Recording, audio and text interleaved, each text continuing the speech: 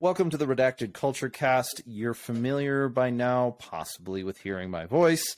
And today is another episode where we get to bring a guest back who has a perspective on things that I think is going to be value for, well, me as an individual. And then I look forward to seeing its application into gun culture. So, Collin, you've been on the show before, but for those who did not see episode 1, you who kicked this whole thing off, who are you and how can they find you? Collin Underdahl. They can find me by typing my full name out on Instagram because Instagram doesn't like me. So it's COLLIN _Underdahl under DAHL. Is that the best place? Is that the best place to communicate with you? Is through Instagram right now? Yeah, probably. I'd probably check that more than I check my text messages. I'm sorry, Mom. If my mom is listening, thank you very much. But so this is before we get too sentimental, and it's not Mother's Day yet, so you can't break down into that too much yet. This is the Redacted Culture Cast. I already said that in the introduction. I thank you guys for listening, you guys and gals. And you guys at this point in time may know that all of the support for this show comes from our shop at redactedllc.com. And so stay tuned because season 1, Operation 2 is starting to roll out and there is a lot to find there.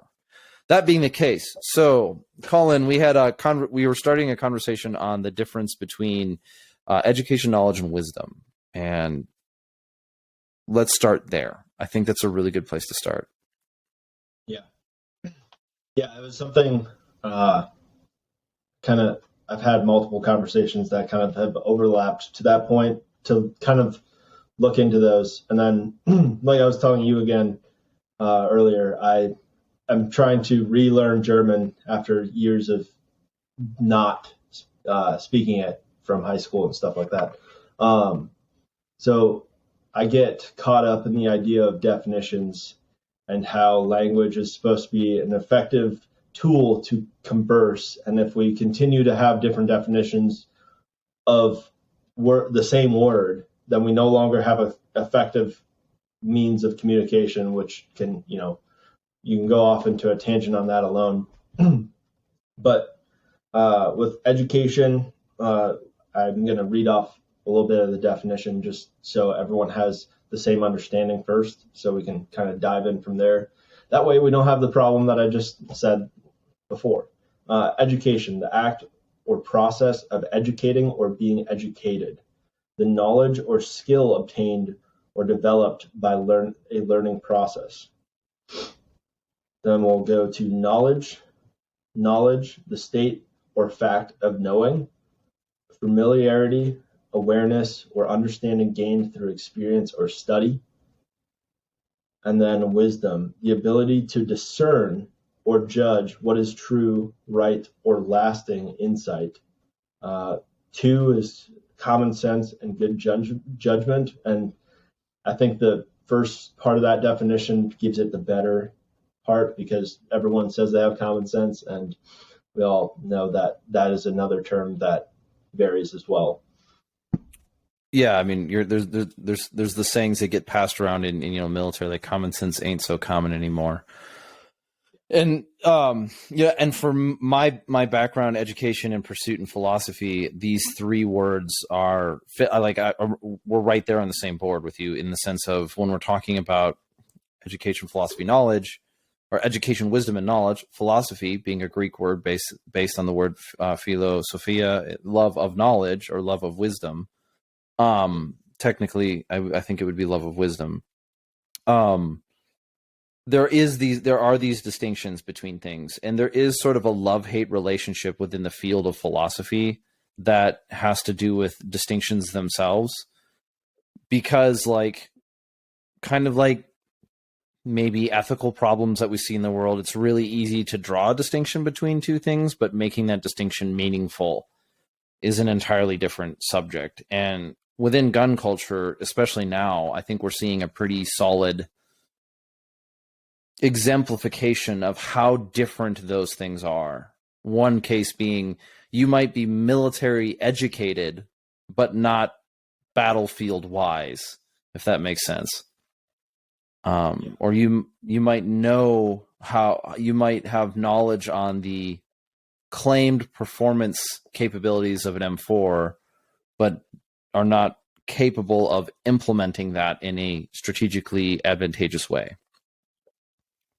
Yeah, you can be like, let's take weapon platform. You can be educated on the idea of a maximum effective range and on point target and area target, but unless you actually do it, do you have the knowledge and like and again, do you have the ability to actually execute it, which is the like skill of it, and then the wisdom of it. The key thing that gets me about wisdom, and I think people like to talk like they're like have a bunch of wisdom when they get too full of themselves, is like wisdom is being able to discern, and discernment is essentially being able to have an argument within yourself and figure out, okay, is this what I actually need to do? Is this actually what I'm capable of doing? And we touched on this beforehand. Socrates saying, "All I know is I know nothing," and that seems to be the most common thing you hear from some of the people.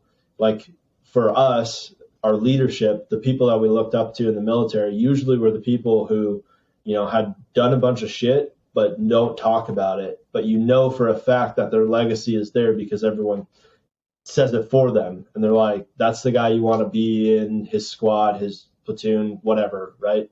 Mm-hmm. And everyone just trusts that wisdom. And the guy who just got out of boot camp, I wouldn't say even has knowledge. He has an education. He might have the knowledge. I mean, it varies, but like this is obviously a military idea, but it does flow over into Instagram because, as we were talking about, people are more and more interested in like stacking skills now over just being a good shot, which is cool to me. I like both. I like performance shooting, and I like going out and hating life and whatever. Not hating life, but that's what you do when you're in the field. You hate life until you get out, and then you're like, that was fun, and then you do it again. But yeah, it's just one of those things where you're watching these events play out online, and everyone's leveraging to be like, I have the most wisdom, I have the most wisdom, I have the most knowledge. And, I'm educated by this, I'm educated by that, and it turns into this weird thing where those words get. I don't even think anyone really claims to have wisdom. Most people don't, which is good and bad. I think there's some people who naturally get bestowed the term wisdom onto their knowledge, onto their speaking, onto their education, to others. Mm-hmm. But I don't think it's something that people really think about when it comes full circle. It's just the meanings of those words have differences, and if we cannot have understanding of just words itself, we no longer have an effective communication. Mm-hmm. The language is dead. Yeah, I think it's and part of the way that, let's just say, gun culture interacts with the world and interacts with information is it kind of goes back and forth, and it pulls things outside of its environment and brings them back in. And then it takes lessons learned from the environment and brings them back out. And you see this a lot with like how one example of this would be how in some cases for better and in some cases for worse, military veterans are seen as having something valuable to bring to corporate America. As in like, oh, well, he was a special operations guy, so therefore he's going to make a good CEO. And I think, we've seen good come out of that. And yet we've also matured enough to see like, it's not universal. But then the other side of it, specifically when it comes back to military and like not military, but like skill sets, wisdom, and this concept. One thought that came to mind when you were saying that was the passage in Proverbs, which is like, don't brag about who you are, let somebody else say something about you, kind of thing. Like, I can't remember the exact phrase. I don't know off the top of my head. Yeah, I mean, one of the things that gets weird in today's world is people see that, like, speaking of lost languages and, like, kind of, if you're bringing up Proverbs, virtues. Like, not a whole lot of people understand what the virtues are anymore. If you're looking, obviously, if you're not a Christian, then you probably didn't get taught them. But generally in America, for the longest time, Christian virtues were the virtues of the country. Virtues are a topic that need to be a little bit defined, because when I was in the Army, we were taught the Army virtues. Did we believe in any of them? Not in the way that the Army taught them. Nope. Not in the way that the Army taught them at all. They were kind of hyper simplified into something that you had to say a bunch of times, and it sounded a lot more like poor education than real passing of wisdom. Yeah, like when you go to bed in boot camp in the Marine Corps, honor, courage, commitment.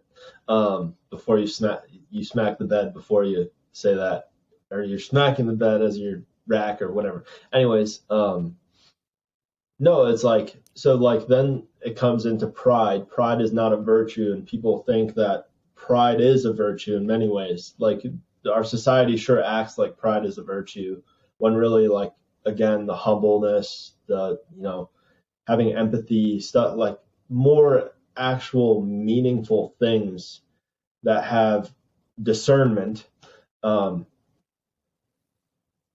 actually what virtues are. Not so much just, this like ego driven type deal. I know this because I am that, or I am this because I went through that. That type of stuff just gets old. And even let's not to throw shade, but civilians can do this too. And their accomplishments through shooting and, like, industry type deal. Top people in industry can start to lose focus and start to think that just because I've been going through this for years, bud, like, I know all of this. There's not a new thing under the sun here. And really, some of the best people I have that mentor me, because I work in the industry, right? Some of the best people that I have talked to me are the people who are open to new ideas. They're the old guy in the room, but they're the guy who sees a young dude making something new, like a new product, and is like, that's frickin' sick. Mm-hmm. What do you need help with? Experience is not sufficient. It may be an important element that leads up to wisdom, because you would have to follow with the argument, can you achieve wisdom without experience or knowledge? And that runs into the world of, like, necessary but not sufficient, right? So, like, again, hubris is pretty. I think hubris is pretty clear when we see it across. Whether it's people who have lots of experience and have accomplished many things, world-class competitive shooters, Navy SEALs, Delta Force guys, whatever. But hubris is not exclusive to the accomplished. It's separate. Go ahead. Sorry. Well, yeah, it's not exclusive, and, like, what the other thing too is everyone's trying to put everyone into a box of some sort as they're looking at everyone, and not realizing that, like, their boxes may be mislabeled, or they may not understand what the person's actual experience is coming from. Everyone looks for these, like, grand merits of achievement or stuff like that, and honestly, I'll be completely honest, one of the better things of going through college was it allowed me to I kind of forced myself through it, but it allowed me to realize that I didn't want to be just a dude who was in the Marine Corps, right? Don't get this. This is just a reminder to where I've been, not to what I am. But there's people, and you went through school as well. I'm sure you probably ran into one of these guys. There's people who come out and think that what they learned there is the only thing that they need going forward, and anything else is stupid. And then they make the thing that I had, issue with when I was in school was I would get labeled as a military guy, right? And then I'd get talked to by someone. I'll be honest, I hid in the vet lounge because I would take my quietness wherever I could find it, and that was the easiest place to find it. But they take that one thing, and they just keep going along with it, and that's their core wisdom. No, these kids in college will never understand how tough my life was before this. They have it so easy. It's like, okay, well, yeah, but like, are you growing, or are you just going with that one set and going on with the rest of your life? Because there's no completion to what you can know. There's no completion to your education. There's no completion to wisdom. None of it. It's not like you just like hit this like ceiling and you're like, that's it, I know everything. Yeah. The sense of it, like you've never that. Yeah. So like the issue being stated in that scenario, something like, he who argues with fools is himself a fool. Like if you seek out fools to argue with, you just kind of become them. And like because I mean, admittedly, when I was in college, it was a similar challenge of like I would encounter students who'd be struggling with like, getting grades or whatever, and it's like, well, you'd ask them a series of questions, and it would be like, are you married? No. Do you have a relationship? No. Do you play any sports? No. Do you live on campus? Yes. Do you work? No. What then what else is taking your time? Like, why can't you get the homework done? And they're like, I just can't do it. I just can't get it done. I never like do the homework until the last minute. And like, don't get me wrong, there's challenges to be had, and I'm not saying everyone's equal in the ways that they have to work through the education concept, but I am saying that like coming from the military, where you're like, yeah, an 18-hour day is a normal day, whereas somebody's like, oh, I was in class for 4 hours and then I didn't do anything for 9, and then I didn't have and then I was up late doing homework. It's like, I think there's your problem, Sonny. You should probably put down the Xbox and start doing some reading. But there's the other side of that coin, is that like, they came from an education system, though. Yeah, maybe maybe the answer is, bud, college is not for you. If you don't like reading books and citing your sources and engaging in papers and writing on the concept and studying the subject in order to understand it, if your goal in college is simply to get grades, then education might not be for you. Like the grades are there so that you can like evaluate whether or not you're understanding it. I want the professor to tell me where I'm wrong so I can fix the problem. I don't want to. I'm not sitting there in a frustration with my system, complaining about, oh, well, there's too much homework. It's like, well, sometimes there are. Solve the problem. But the problem with the veteran coming in that situation is like, yeah, but bro, like, are you making your life better? Are you actually like, and these kids, they have it so easy, but I won't do the homework myself. Sorry, I talked right over you there, and I need to apologize for that. What was that? It's all good. No, I think you're right on both sides. I was honestly going for a grade and just kind of chugging along and looking for the bits and pieces that I needed.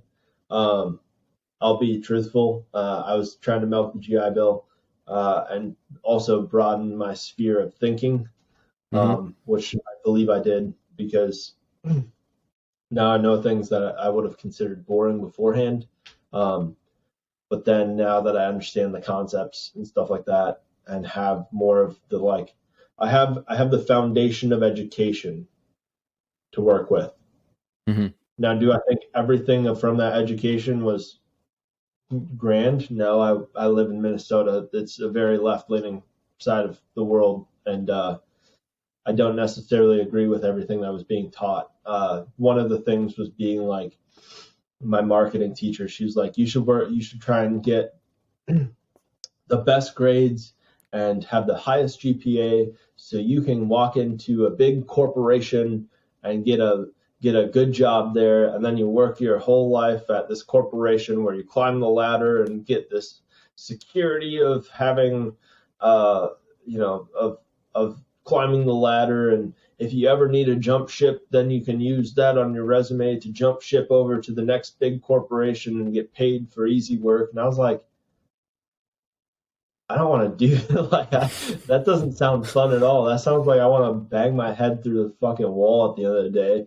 Yeah, but ma'am, they're just going to deny my application because I'm a military veteran. Like, excuse me. Sorry if my optimism is not exactly there. Like, oh yeah, you've got a great GPA, but this is but you're also arguing that people of my whatever should not have jobs or something like that. Like, it's a little rough. Yeah, you start going into what those big corporations like try to educate their employees with. Yeah, I'm a white Christian. I'm a white Christian male who's also a military veteran. Like, oh no, I'm basically unhireable.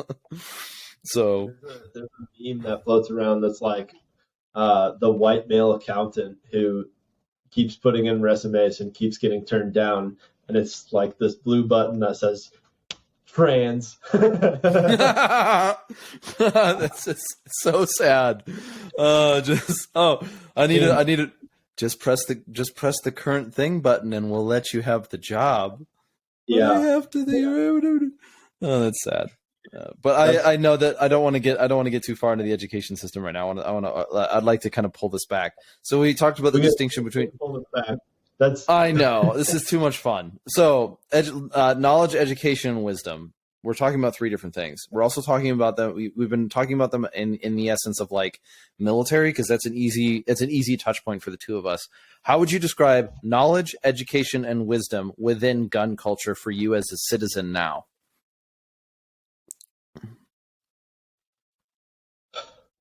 I think that education starts with like being able to process and understand the general. Let's see, what would be the general? You understand what a pistol is. You understand what a rifle is. You understand the general idea of like feet per second and velocity and why that matters for bullets. You understand how the systems operate. I think that would be part of education. And I think there's people who definitely think who might have knowledge in an adjacent thing, but they don't actually know how their gun works entirely. I don't know. I just like understanding everything that I have to the fullest extent. I've always been kind of mechanically inclined. I originally thought I was going to be a mechanic for quite some time. But 5 years after the Marine Corps, or 5 years of the Marine Corps, I realized I didn't want to, do physical labor like that because I would break in another 5 years. But you don't want to bang your knuckles against metal all day? No, and I didn't want to, do more torture to my lower back that packs and rucks and all the other stuff, and to your shoulders, all that. So, but I think education would be a general understanding of some of the basic core things. Probably being able to, I would say someone who is educated in this sphere could probably give a novice person, a completely new person, a decent lesson into getting more proficient at shooting. Decent meaning that they probably could fill them in to the point where they could operate a firearm. But I don't think they're going to become a competitive person if you were to rank them. Like if you were to throw them into the pits of competition, whether it's just like a bullseye type deal or whether it's, competition like 3-gun, yada, yada. So that would be kind of where I think the education level is. And I don't think there's obviously not an institution of where they could get it. It could Okay, be yeah, online because person. you brought up the word institution, and that was the part that was in, like, when we look at education from a concept, education is built around an institution, and we probably should have started with this one, which was the problem, like with knowledge as a concept, education as an institution, wisdom as like an objective, maybe. Like they're ontologically different concepts. Ontologically meaning of different beings. Brown and table are two different ontologies. But like wisdom, knowledge is knowing something. It's gnosis. Whereas education is the process of achieving. Well, I guess the Oxford Dictionary of Philosophy would try to say something like the central question of education is what is worthwhile or necessary to teach. So there's a teaching aspect. Sometimes you can teach yourself, autodidactics, and then there's also being taught by somebody else. So like education, when you're looking at gun culture, we don't have like a curriculum for gun culture.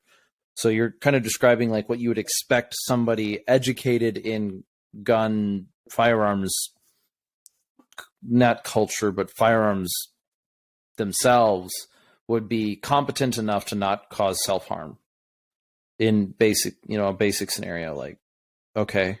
And then the process of educating that is murky because we don't have a standardized system, and perhaps that's good. Yeah. But then knowledge, because you're describing elements of knowledge, like to know how to do this, to know what this is, to know these things. And it sounded like you're almost creating like a qualitative difference, like maybe more of a quantitative difference at this point in time. So like, level 1 is education, level 2 is knowledge, level 3 is wisdom. And it's like, I don't know if I agree with that. The way I look at them is like education, knowledge, and wisdom. I see wisdom as the ultimate goal. And yes. I don't think there's, I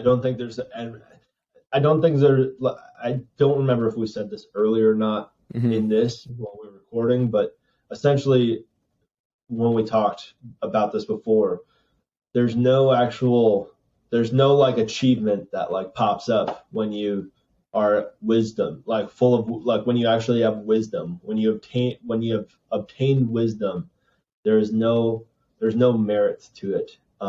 There's no like tangible thing. I shouldn't say merit. There's no tangible thing that can show that you have it, right? That I would agree with. Is that wisdom is not, it's not something you can have an institution stamp you and say you are educated, right? That's what essentially getting a degree is. It is a stamp of approval by an institution saying that this person has achieved this accomplishment by completing this prerequisite of courses to obtain this education. And I should caveat onto that too, because I have said knowledge when I'm talking about education, because there is knowledge within education. There are things like just like school subjects, right?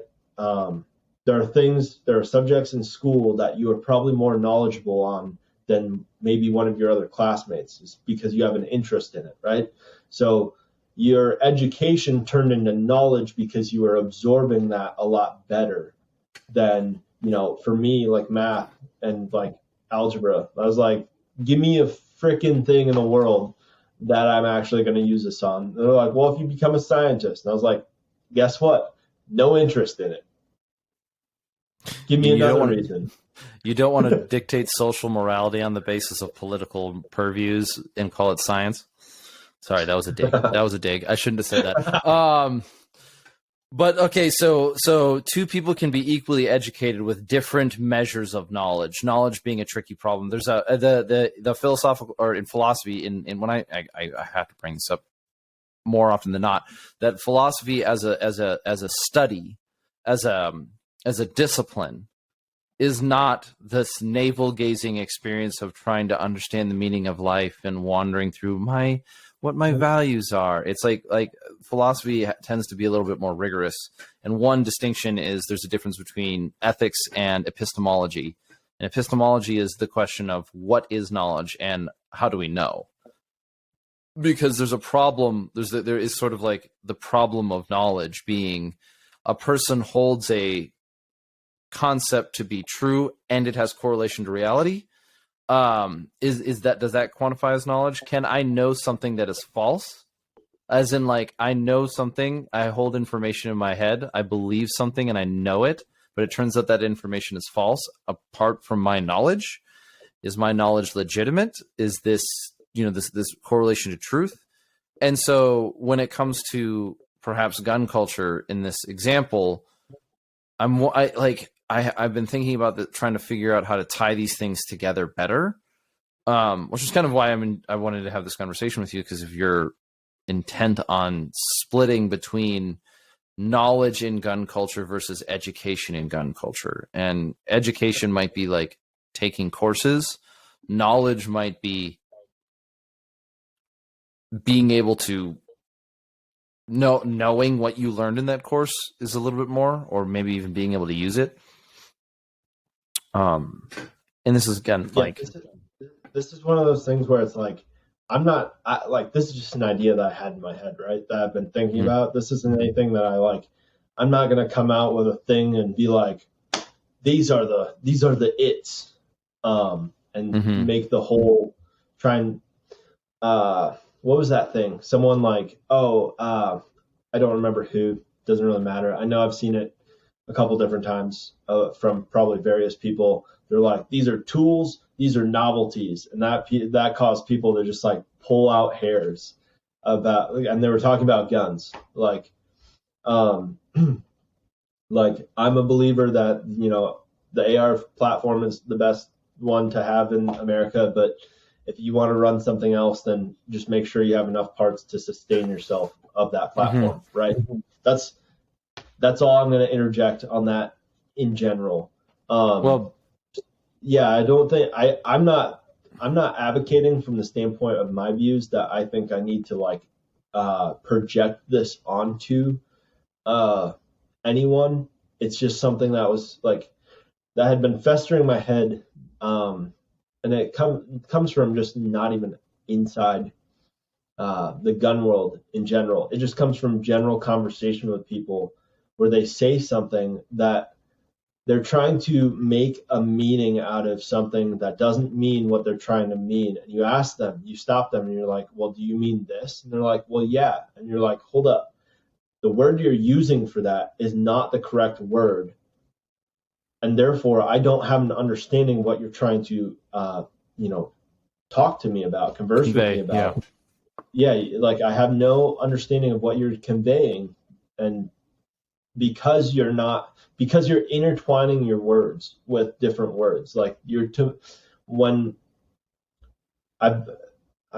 know. Maybe I'm just weird, but I've stopped people and I've been like, well, what's your definition of that? No, it's a critical component. Unfortunately, it can become very frustrating, right? Like if we don't believe in the same definitions, how can we even talk about a conversation together? Which is good though. Like, the idea of the academy, and this is where I think that gun culture is sort of like, well, let's just put it this way. The academies have been festered and infested by people who are either not intelligent enough or too malicious to become anything less than ignorant on guns, gun culture, violence, and these kind of things, and are being run by ideologues. I think there's a certain case to be made there, and that's a bit of a strong statement. It can't completely condemn everybody in the academies, but there's like a certainly let's just put it this way: the way that gun culture has portrayed itself in the past was a bit more anti-intellectual. They were, and I've brought this up multiple times. I've brought this up, and so I apologize to those who are listening and have to hear it again. Maybe there'll be a meme out of it or something by some time, but there like the past element of gun culture, the past generation, let's just call it, wasn't very involved in the academic level. They weren't at all. They weren't very involved in the academic level of like, how do we understand what we're talking about? What do we believe? Why is this true? What does this make sense? And so, but now where we're at is that gun culture is outside of the academic system, generally speaking. We don't hold institutional power within when I say we, I mean, I'm talking about American gun culture. We don't hold institutional power within government. We don't hold institutional power within academics. We don't hold institutional power or institutional positions that have meaningful impact on the trajectory which people who travel through those education systems end up into institutions that write policy and write positions. And as a result, though, we're forced to sort of build it ourselves, which is both like disappointing and beautifully American.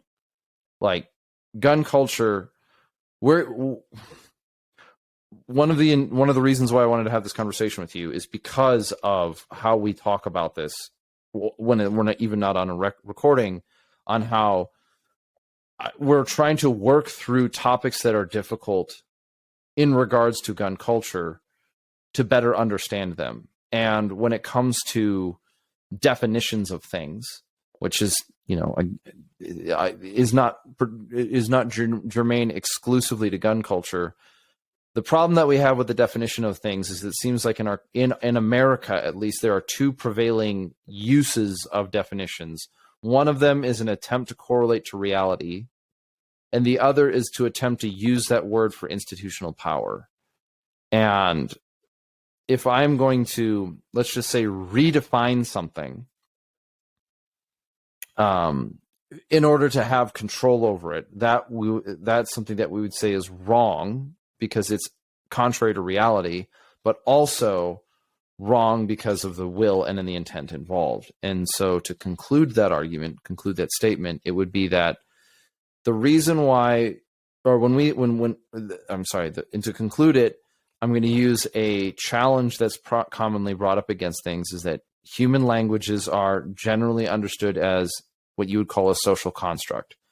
We have language that we use to communicate each other, and we have shared language. And the thing that makes it a language is that we share it, in the sense that there is no language, as we would call it, that is, I wouldn't say genetic, but language is the product of people. People produce language to communicate with one another.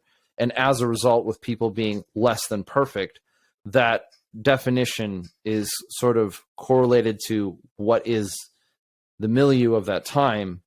And as a result, there is a social construct, but that misses the point. The aim or the direction of language is for us to accurately describe something so that we can better communicate, which is a complete refutation of the idea of language as a power structure.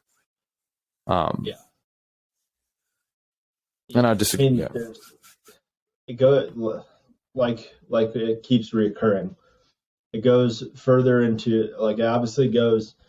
This is one of those things, I think you've talked about this a little bit before, but it's something societal that's imposing itself in our society because it's a larger societal issue as a whole.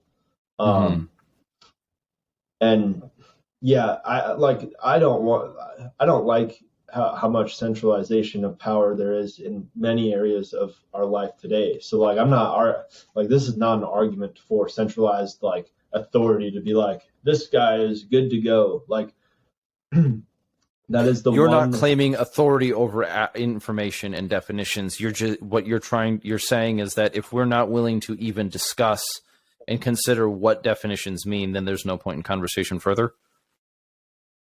In a sense, yeah, because It's like, what I get tired of seeing is the petty arguments that seems to go in circles. It seems to be slight deviations of understanding of certain things or topics that turn into, a big masqueraded sword fight for everyone to watch online. Because it's called subtweeting on Twitter, when you subtweet someone about a certain thing, like, you said something stupid, so I'm going to make some nuanced sarcasm towards what you said that I think is stupid. And I'm not going to at you, but I'm going to point it in such a way, or I'm going to post it in a timely manner that's going to bring the bring that to attention at a strategic moment to try and discredit what you said or try and make you look stupid. I just it's a weird thing. And like here, let's continue with that because we talked about education. Obviously, I said there's knowledge involved in education. Like we've already extrapolated that you can be educated and gain knowledge from your education because you may fixate towards one thing or another and you have a better understanding of another thing than someone else who is in that same class or classes, right? Or same sphere. Let's talk about it as a sphere because I think the people who listen to that are probably all on Instagram for the majority of the part. They're probably watching around if you look at their who they're following, they're probably following very similar people. If not like exact overlap in areas, fairly similar overlap in a lot of them, right? And it's it's one of those things where, yeah, like there doesn't like again, this is just kind of an idea and kind of the reoccurring theme of just trying to get better understanding. But it came from watching people that I respected like go tooth and nail fighting at each other about something that like if you just sat back and watched, you're just kind of like, okay, they have a point, right? And I don't think either of them are necessarily like wrong, but they're like if the thing with those conversations is usually they don't stop and ask like what is your definition of this, because and it happens with the topic it happens with the most, or at least that I see. Obviously the algorithms feed us whatever they think we want or blah blah blah. But like shooting technique, it's like there are right ways to shoot, and I think there's quantitative ways to show who's better than others. Like there's ways to show it, right? But there's good shooters who argue about how someone said something. And ultimately sometimes I'm just like, go shoot a competition together and whoever wins, like leverage it on that, or like do the best out of three, or, do something, right? Just stop bringing the argument and like somehow work this out to a conclusion. And I don't think that's going to be the case for a lot of things. I don't think people are really going to want to do that because, one, it takes time, and then two, it takes being around someone who you may not agree with in every sense of the way. And generally people don't like to do that these days. It might take some vulnerability, and I don't mean vulnerability in that like weird mushy way, but like you have to be able to open yourself up in order to have a conversation that has integrity. You have to be willing to open yourself up to communication on the subject, which means your primary goal in humility is to be understood and to understand. And when that desire to understand breaks down, you tend to like. I mean, we all know what it looks like when a guy is not interested in understanding something. He's only interested in like criticizing. It's like, okay, well, your lifespan is short. Like, I don't mean to be crazy here, but like, yeah. But that sounds a little like. Actually, that kind of segues into something. Okay, go ahead. And that is not to toot my own horn here, but this was another thing that I was thinking about too. Is and this is what, day one of the ATF publishing the brace. So yep. Yes, the first, right? So I believe today, again, you can see how much of a rock I live under when I don't know exactly what, but I do know of it. Don't really care.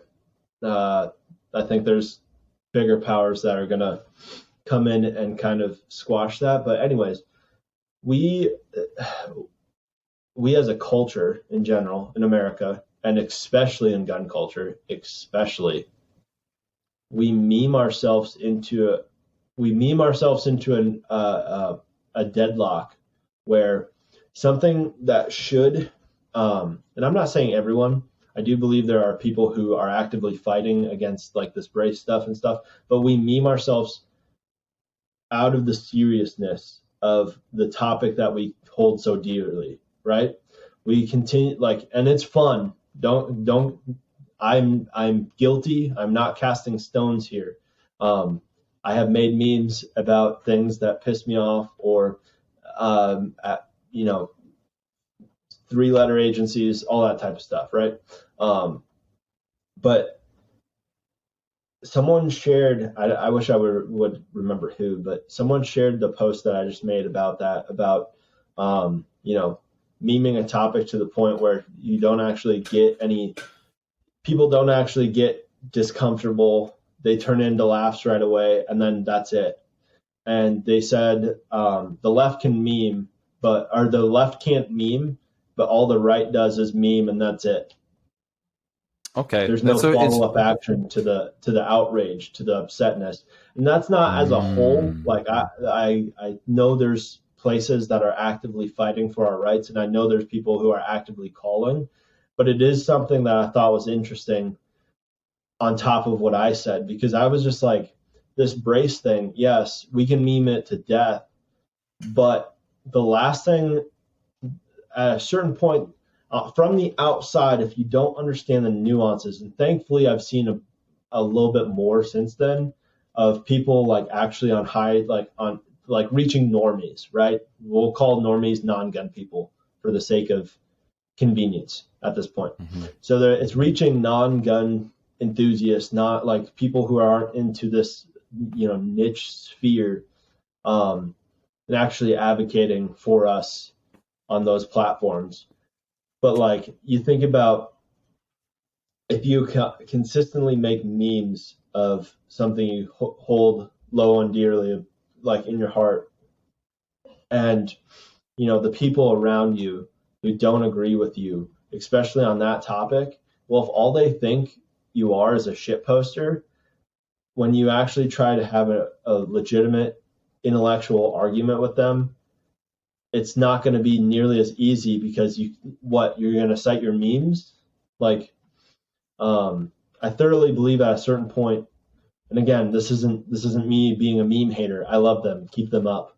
But just know that not everything needs to be memed in order to drive a point. And I know it's turned into a way of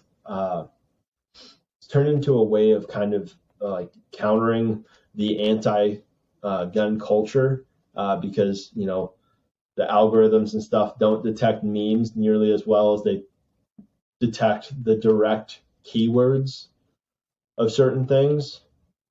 But I think it is an interesting thing that could be a shot to the foot in some regards, not in all, but like, it's just something that I've tried to become more conscious of as I, you know, work through my career and yada yada. So there's an element that's kind of I wouldn't say documented, but commented on pretty frequently. That is that the left can organize. The left is much better at organizing, and like, I think when it comes to like, and when I want to say the left here, I kind of want to disengage a little bit from like right-left politics. I want to focus on just like looking at the politics around guns and gun culture. Is that if you look at like organizations that are pro-slavery, let's call them pro-slavery, right? Stripping you of your rights and forcing you into indentured servitude before the government. They're extremely good at organizing. And maybe that's a meme in a word, but like when I'm saying you have things like, you know, Moms Demand Action and Every Town for Gun Control. And sure, there's a lot of financial backing, and we can go all the way down that black pill road if you want to, but it's not going to end anywhere good. There's a certain characteristic amongst gun culture that is naturally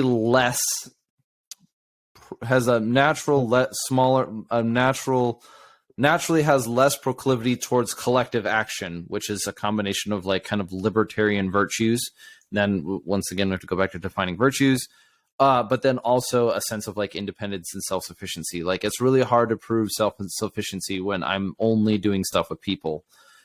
Or even worse off, there are plenty of people, there's plenty of examples, not people, and they shouldn't be thrown under the bus for this, but there's plenty of examples of trying to appear as if one is self-sufficient without actually being self-sufficient. And there's a lot of attempts for, when you're talking about like things seen in CQ or seen in education versus wisdom versus knowledge, one of the clearest cases where I've been able to go to a diversity, let's call it a diversity of tactics when it comes to CQB training, is that it is very common, if not almost universal, to find some point where the instructor is trying to show that they are wise instead of teaching the students.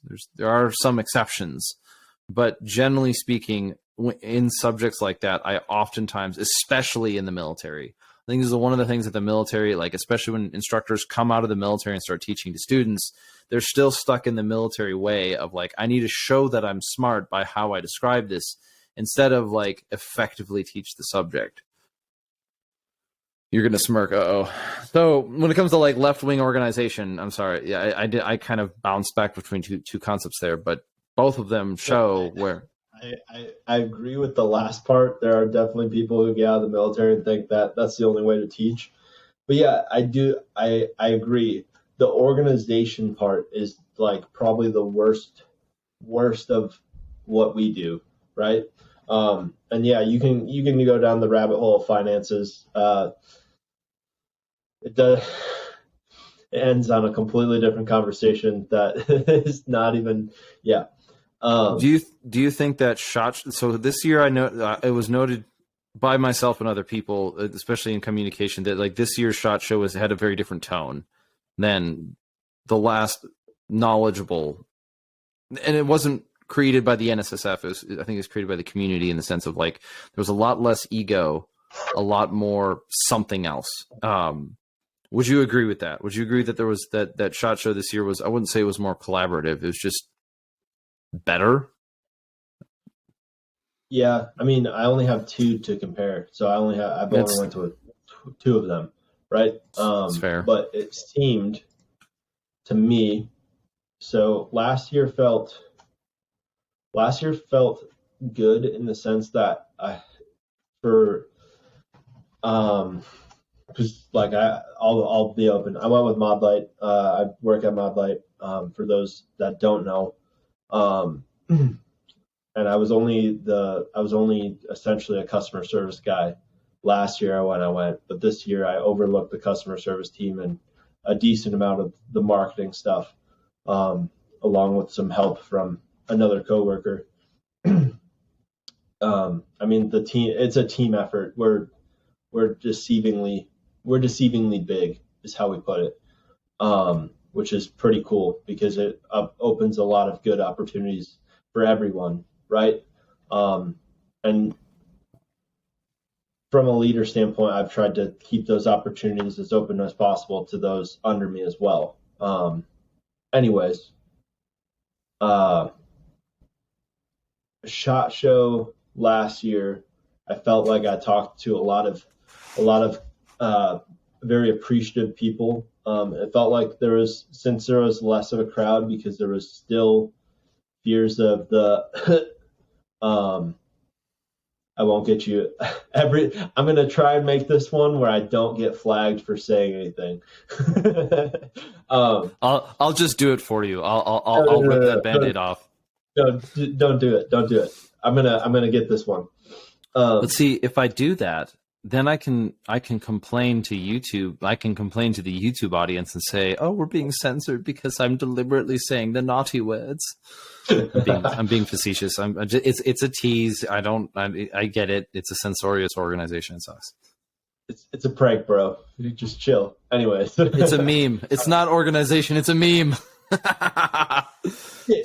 But last year you saw since there's a smaller crowd because of concerns and masking and all this other kind of stuff. That last year you had a smaller crowd, but that meant you had a much more like appreciation from. You saw much more of that, and then as opposed to this year. Yeah, well, last year since there was a little bit less people, because of all the other whatever side of that thing you land on. By the way, nobody wore the face diapers. That was serious there. I felt that was a unifying experience for everyone, because even big vendors were like, nah, we're not doing that. Mm-hmm. The conversations were a little bit easier to have because we were able to, like, talk a little bit longer without the crowd growing as fast. This year, it kind of felt like you kind of, I wouldn't say you conveyor belt people, but you definitely don't want to keep. You don't want to have someone just kind of like dilly around the booth. We don't have the largest booth to begin with, but if there was too many people dillying around, then you would realize like there would be someone that you need to talk to who you'd only get like a couple sentences in with, and then you were on to the next person. You just kind of had to, and unless you had enough people at the booth, you just kind of had to like delegate people to someone else or yada yada, or someone had to like hop off the booth. And that's not a bad thing. Like, I don't have any complaints. The biggest thing that I felt down about this year was I got sick. So my insight was like more like, how the hell do I get through this? Because you saw me one of the nights where you were having a big long conversation. There were some times that I like chimed in because I was like freaking out because I was like, yes. And it came out, and I just could not spit out words. And that was kind of what turned this year as more of a how do I take care of my people, right?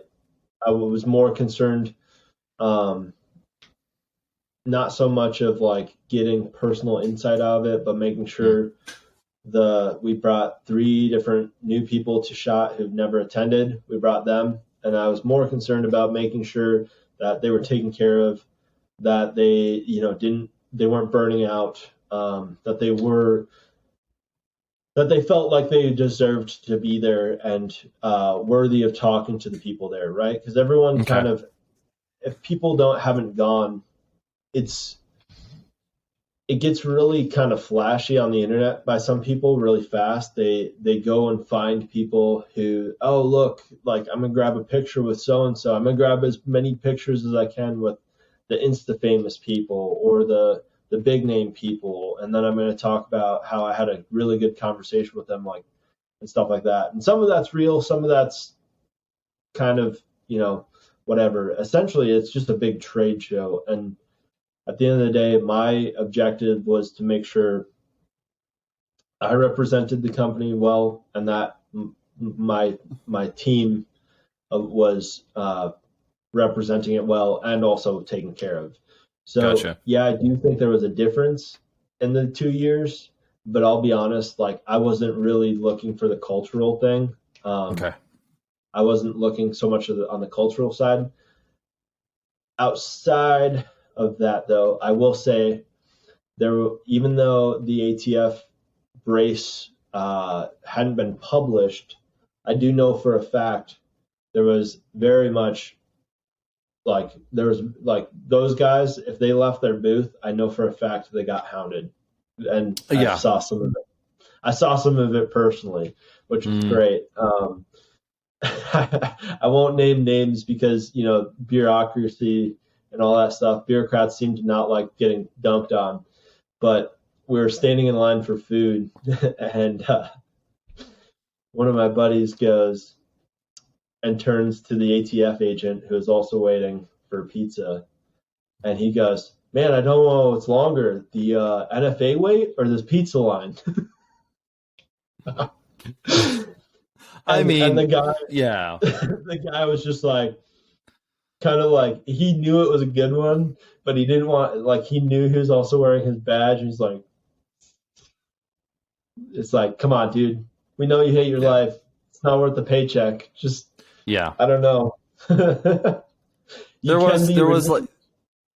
was a legitimate question for some. It was brought up before, like, why are you even here? Like, there is a certain part of like, you release this information, The ATF released announced that they were what the final ruling was going to be before it was filed. It was presented to the world the night before SHOT Show, basically, and everyone got to see it, and everyone got to go, "Oh my goodness, this is bad." And then you actually decided to show up at this event, like it's kind of like the Virginia Rally 2.0. Like, do you really think we're going to be violent with you at the show? Like, this is dumb, dude. You know what I mean? Like, stop. It's so derogatory to think that, like, the gun culture people are going to become evil, angry, violent people. It's like, oh my Lord. Oh, you sweet summer child. But it really, the question kind of was brought up to the organization is like, why are you even here? Like, it would be like Russia going, after invading Ukraine, being like, why don't you like me? We invaded you. You know what I mean? Like, you just like, everybody here is at least invested enough in gun culture that at almost maybe 1 in every 10 people who are at SHOT Show don't already have a braced firearm. Why would you be there? Unless it's an information gathering question. But we're a little bit off. We're a little bit off topic because we're talking about SHOT Show this year as, like, for me, given I have the privilege of the perspective of being, this is the Redacted Culture Cast. A big focus for me is to look at the heart and the soul, the culture of gun culture, the side of it, and like, how are people interacting with each other, and what are the things that people are finding important, and how are we discussing ideas, and how are we having conversations with people? So, like, I definitely went in from the other side where I'm not representing a company, and I don't have my only objective there was to talk to people, and to see what was going on in the culture, and to see what was going on in the industry, and if there were things that needed to be reported on, and how things were going to be, in that sense, like a mix of lines. So what I saw this year was a considerably less focus on celebrity from the culture. It wasn't like there was a memo that was put out where, like, we're not going to do entourages and trains and camera crews. Rather, the amount of people who were doing that and the amount of attention those people got were severely diminished. The people who I saw who were running entourage trains with camera crews had, like, nobody around them. And they were very, very few and far between, as opposed to in years past. I've been to SHOT Show where I've gotten the impression that too many people go to SHOT Show to try to figure out where they're at in the pecking order of, like, the social caste situation. Whereas this year it was a lot more focused on, like, this is us as people. We're doing these things together. This is our community. This is our culture. This is our values, and having useful, meaningful conversations. And I thought that's what I saw out of it. So there was an example of, like, organization being done in the sense of, like, we're pretty tight. Like, gun culture is pretty tight. There is a lot of infighting, but we're pretty tight. Some of that is circumstantial because we were just laid down this big move by the ATF. But when it comes to organization and moving forward, I do agree with you as far as the memes thing go, is you can't, memes are required. The one thing that makes memes effective is that it's an inside joke. To people who are not inside on the joke, it doesn't make sense. And so you need to add something to that. A meme's over here and a statement is over here, and they need to be connected, as in, like, they have ideological reference they have reference between each other in the sense of, like, what we think is right and true or good, but it's not the same thing. A meme is not always a good argument. Sometimes it's well placed. Yeah. With that, like, there's been memes that, and you can call them memes just because they take the format of them, but they're actually I will say, for an argument against my point, right? Mm-hmm. Memes have a cultural understanding, like some of the classic template of them have a cultural understanding that can traverse the differences of information that is required to understand them. Meaning, like, by adding a couple visuals of like gun world stuff, you can now kind of get that to someone who, again, isn't in the know of what the nuances are of this stuff, which is good. They're twofold, right? They can be very twofold, and that's that was kind of more the point that I was trying to make with that. And then I obviously used a little bit more of a black pill undertone of this is not the same country we grew up in, and which sparked some interesting comments, which I enjoyed. It wasn't like a huge post. It wasn't like it got a decent amount of shares. I really don't do anything on social media outside of just kind of documenting thoughts publicly that I'm willing to share, because the way I try and use my social media is, one, I'm sharing events that I think are cool.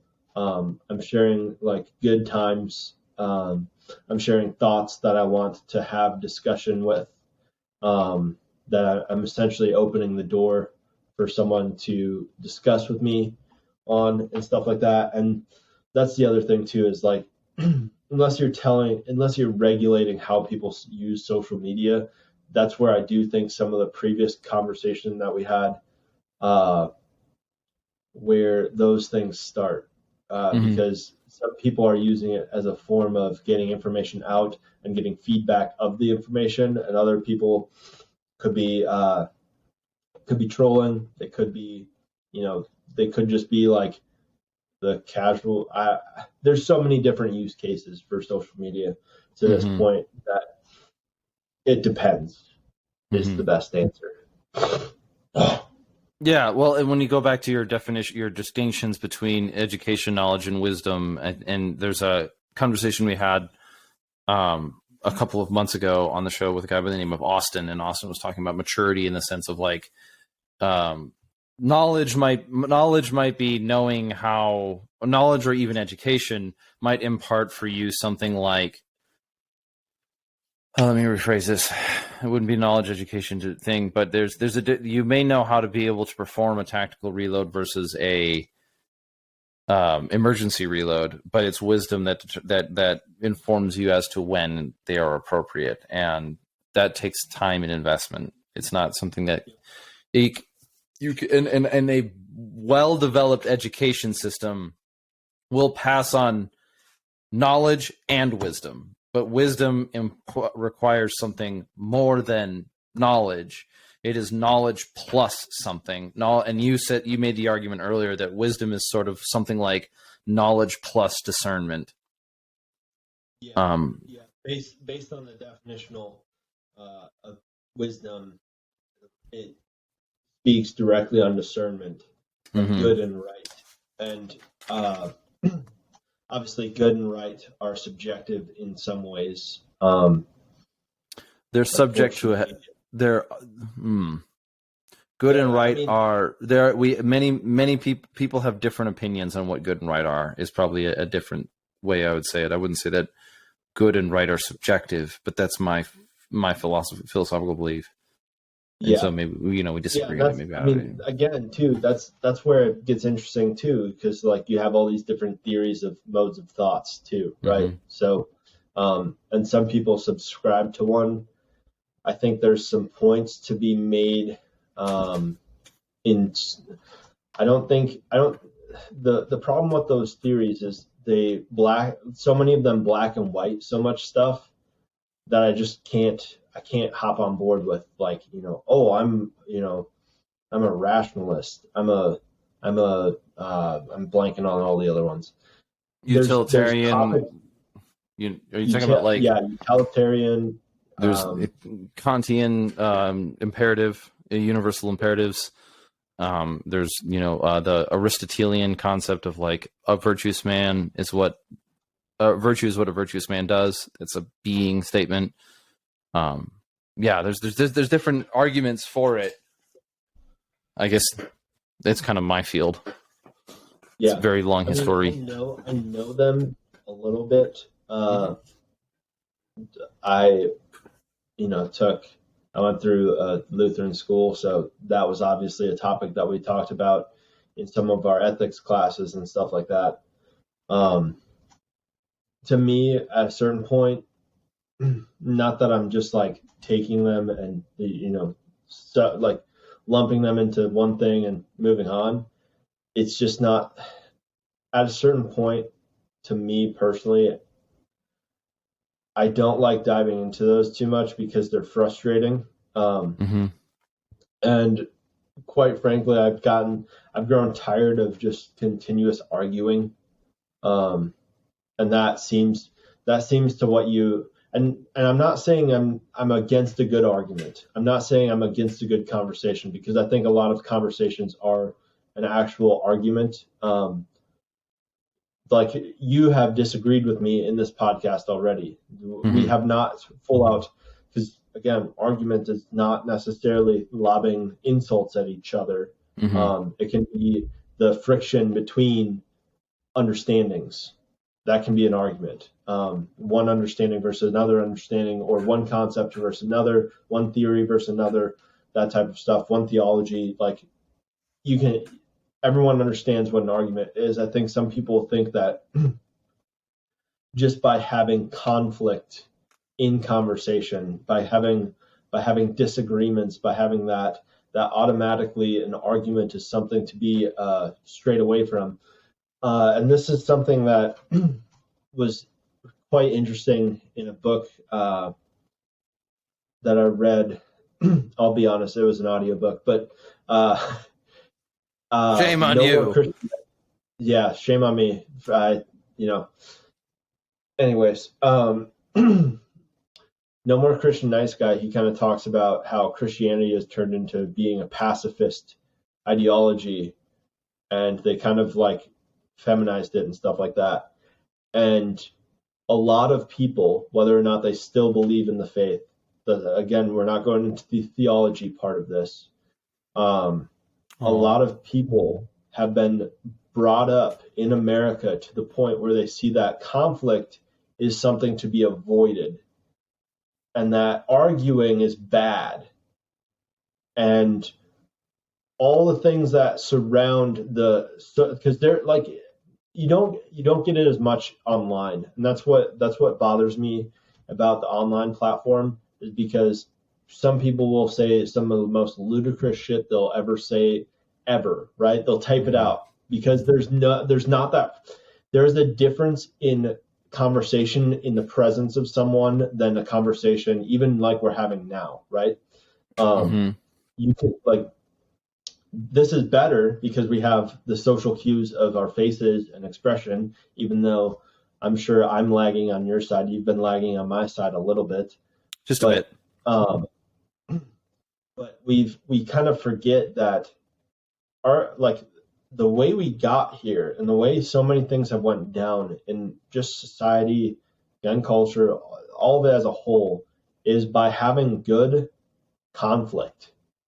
Having a conflict that at the end of the day, you see another perspective that and I'm not even saying you need to change yours completely, but there's been viewpoints that I've held that have been slightly navigated differently by having someone kind of press me to actually like subjugate what I think, and that's not something that usually gets done in these arguments about insert whatever topic gun related. And again, it could be just a societal thing kind of flowing into what we hyper focus on as our personal interest. But I think it's something that gets quite frankly old. It gets tiring to watch, and it always turns into call outs. It turns into the timely posts of something argumenting against something else like that. And very few people are willing to sit down and discuss it in a way that isn't turning it into a meme, isn't turning it into, a little sound bite of some sort. We see that a lot in other realms of our culture. Like, people have gotten used to the news cycle, the 24-hour news cycle, which has been a detriment to people's mental health. But you think about how many stories they're running in that 24 hours, and the average time span, I believe, is what, like, I think a long segment is 2 minutes.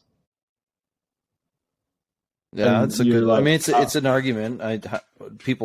Very few people are watching the news for 24 hours a day, and a lot of those segments are repeats. But I mean, a case in point example would be it's the like conditioning. the It's the conditioning conditioning. to reduce everything into hyper reductionism is pretty Yep.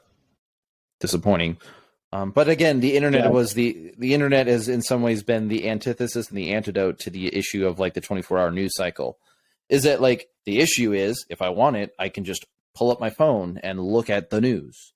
The antidote, though, is that I can dig further into a subject, which creates a new issue of how often am I letting my opinion be produced by a bias, maybe a desire, or like the epistemological problem of I can literally Google anything into being true in my head. Like if I want it to be true long enough, if I keep searching and searching and searching, I'll find something that confirms my point.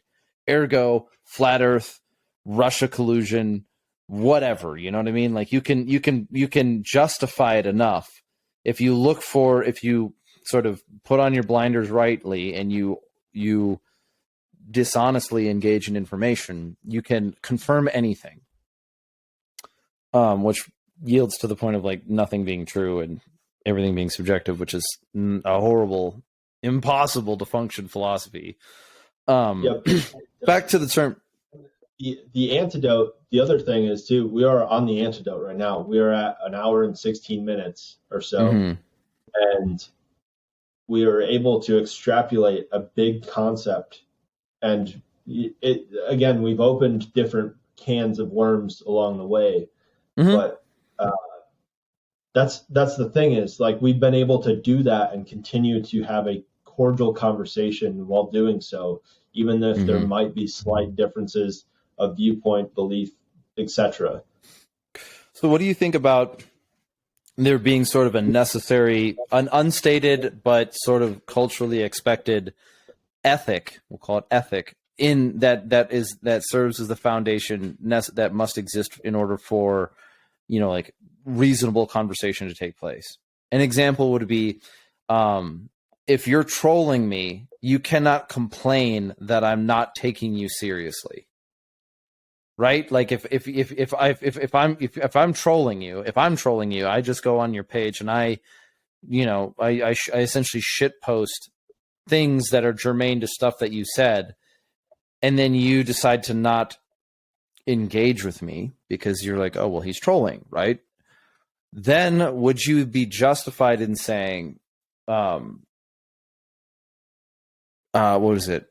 That because I'm not approaching the argument with integrity, I cannot claim that I was just holding you accountable. This is sort of a nuanced subject within both culture as a whole, but then gun culture and the meme question. Is that like, I do. You do see it. Yeah. I think that's something that people have to realize themselves too, is like someone consider like consistently getting trolled, right? And eventually at a certain point, like if you're it's a two-sided thing, right? Because someone may be getting trolled because like that what's the Detroit dude? Like, oh yeah, Detroit urban survival training, Dust. People are trolling him because at this point they know he is like he doesn't care. Like he can whatever like hierarchy he has in his head, or if he's just like doing the most elaborate bullshit. Yeah. Either he believes his own bullshit or he's going for the world record long meme. Like, how many years can I perpetrate this meme and then come out and be like, look, guys, I've been rickrolling you all day long.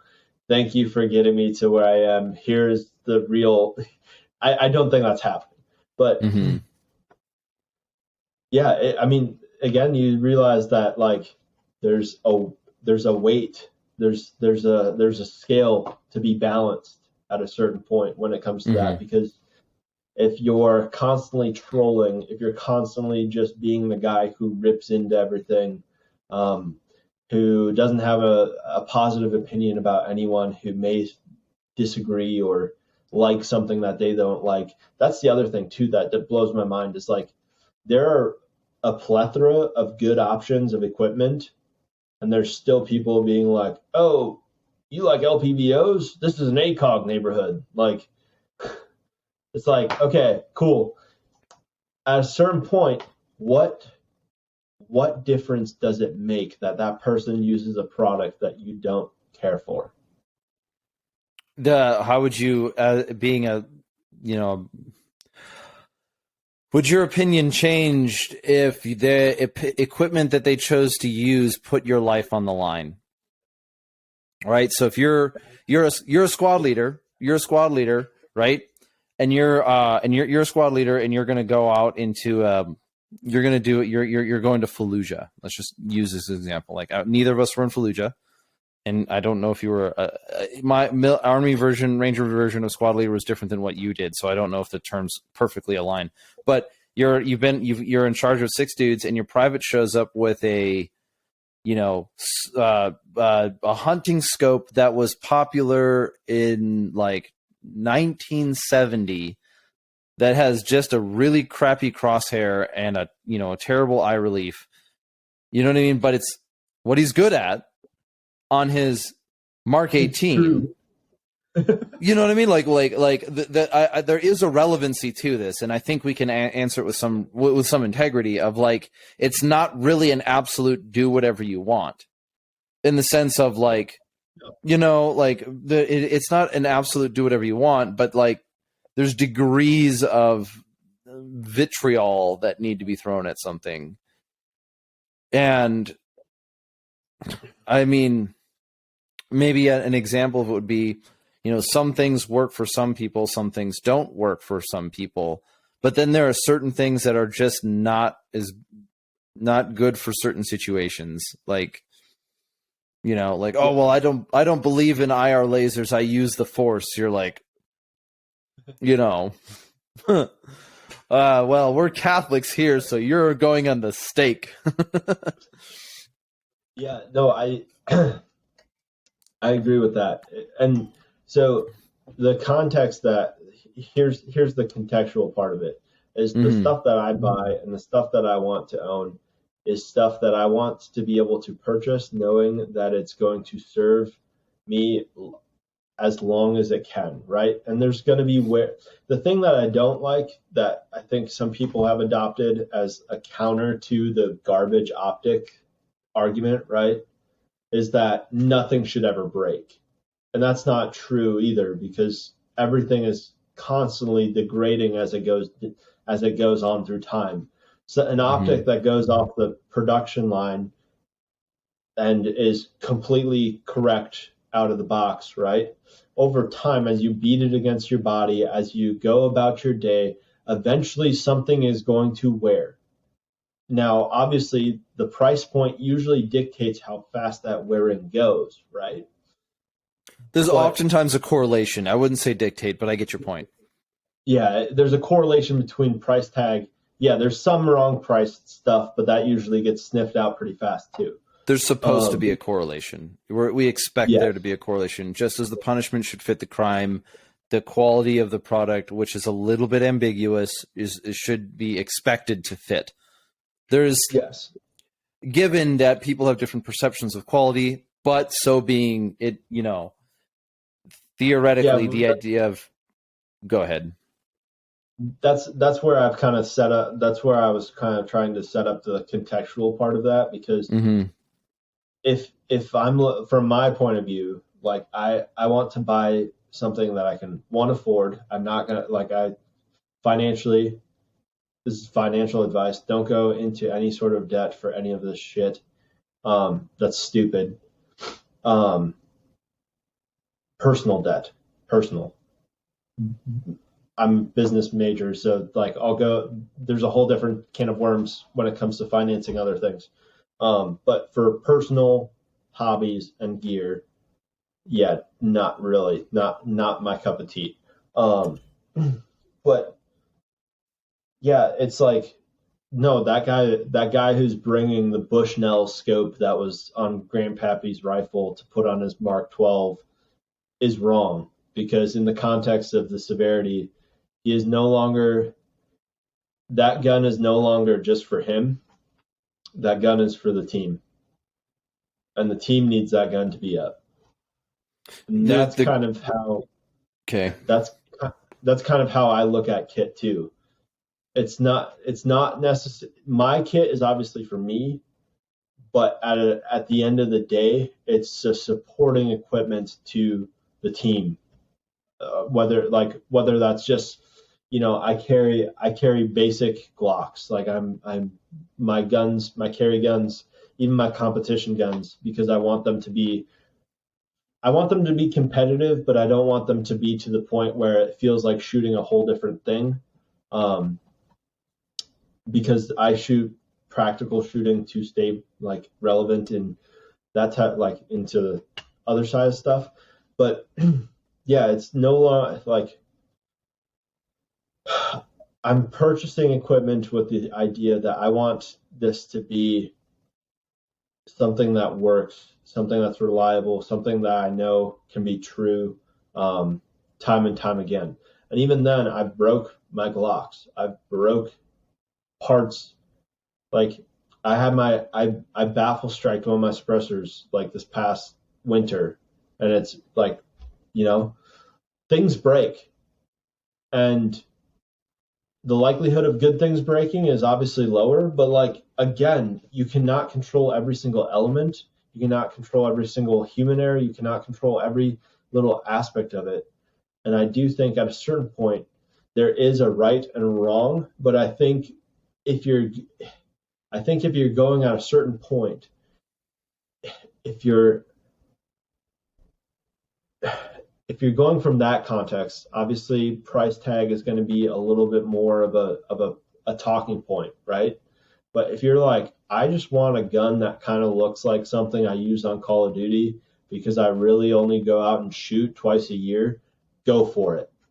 Now, Okay. once you start bragging that that is your battle rifle, someone needs to check you, because that's not a battle. That's not a weapon that you can say is going to suit you well in battle. That Bushnell, Grandpappy's Bushnell optic is not gonna hold true from you beating it up all day. So, Mm-hmm.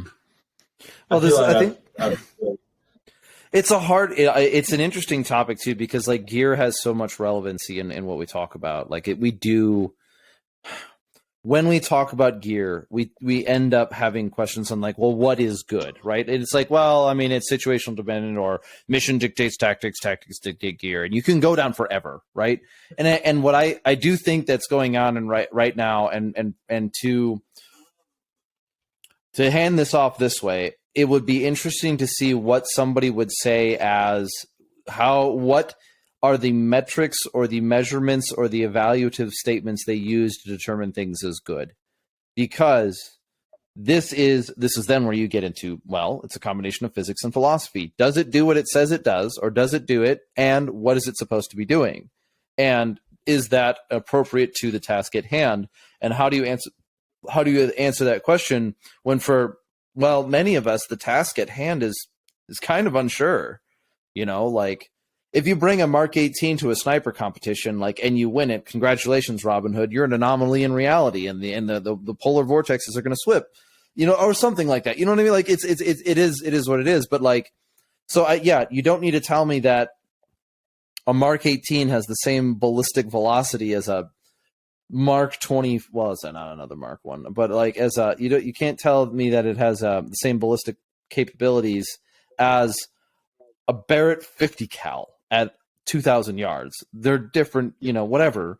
But like, the method of evaluation, and I think something that we're seeing so much as, I think what we're seeing now as gun culture is sort of shifting post GWAT to a much greater focus on the citizen. We are now entering that limbo state where reevaluating what good means when it comes to equipment is on the table. And maybe now's a good time to take a section of humility and try to bring that question up honestly. And I can't be the only one to do it. Love to be, because cool, Forrest thought of something new or whatever. But like, that's a really good place to be. And it's where we find friction is where you get the arguments of, well, the Navy SEALs used it, so it's the best. Well, that's not a good argument. Well, Lucas Bodkin used it, so it's the best. Well, that's not a good argument. Well, like, that's not a good argument, but I can understand it as a heuristic. Buying the same gear that the Navy SEALs are using is a heuristic. It's not an argument. And a heuristic is sort of like a rule of thumb. You can generally expect it to be correct, but it's not an absolute truth. And so you can expect it to solve a certain problem, but a heuristic is usually aimed at solving something. And I think within this context of gear, that's a really good place to be, is where we can sit back and say, maybe I'm old enough now where I can make some evaluations of my things and recognize that I only chose that because it looked cool. Fine. I'm not throwing you under the bus for it. I'm not throwing myself under the bus for it. Like, I'm still using a multicam black kit right now because, bro, it's fun, but like, fine. Right. Like it's like that. But if I were serious about, other things, I would pull out my multicam kit and germane to my environment.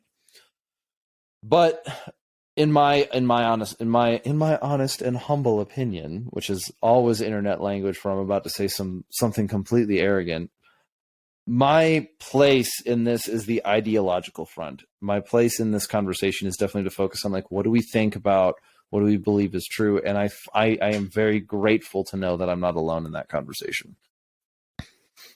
Yeah, I would also. That's kind of because there's people who will nerd out about each little detail of gear, and I don't know if it was just from being in the Marine Corps and just not being able to choose, that I'm just like, oh, now when I can choose, I'm like, oh, that's pretty cool. Seems to fill my purpose. I'm gonna run that, and then I'll just keep continuing to run it until I'm like, oh, that's pretty cool. I could switch out this piece for that piece, right? Mm-hmm. And that took years of being right and wrong, and that's where a lot of people don't like to be, because starting out is it's a difficult task, even with the context of having the military. You being in a little bit more specialized unit and me being more general infantry, like we didn't really, well, I shouldn't say we didn't really get to. It is not, the topic of kit is not nearly as of interest as I thought it would be to other people in that profession. Mm-hmm. They essentially put things on the plate carrier that they're given, and then they go, right? Mm-hmm. And generally the first 2 years or so, it's kind of just dictated by their team leader. Their team leader just kind of tells them, like, you need this, you need this, you need this. And sometimes we'll watch them put a pouch somewhere stupid, and then they can't wear their pack comfortably, and then they suffer. And then they're like, oh, pouch right here, not good, right? So yeah, from the civilian side of things, like, you're looking into a black hole of all these voices and all these things. And at the end of the day, whether you land on, I need a short gun to, wield around my environment, and I'll be vehicle based and yada, yada, yada,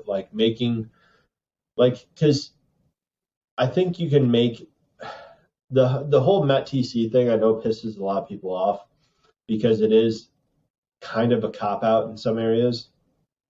Because, oh, MET-TC, MET-TC, MET-TC. Like, okay, like, if you don't understand, like, if you're saying that to someone who doesn't have understanding of the nuances, and they're looking to you to kind of prescribe them something, as a general purpose thing, that can be annoying. I understand why people don't want to prescribe things either, because then, oh, well, so-and-so doesn't believe in this piece of gear. And it just turns into that whole spiral that we just kind of went down. Well, the first word of yeah. METTC is mission. And like, Yeah. what is the best rifle? Yeah. Yeah. And like, I saw a thing right before this, like, it's like, you know, it was like 2021 or 2022. It was like relevant years, right? Just recent history. And then it's like year of CQB, and then like 2023, year of the sniper, and like, you know, long distance engagements and stuff like that. And then for me, it's like I'm kind of to the point where my grab, like the gun that I would grab, right, is a 14.5 with a fixed suppressor on it, right? Like it's a very generic gun. I did a post about it. It's a generic gun. It looks like a lot of people, other people's setups, but realistically, I know for a fact, one, it works. Two, the stuff on it supplements the capabilities that I have at my disposal. And three, like in Minnesota, the realisticness of going house to house, to me, nope, not happening. Like I don't want that. I know for a fact I'm putting that out of my mission. If I was to ever have a mission to begin with, right? The last thing I want to really be doing is going house to house.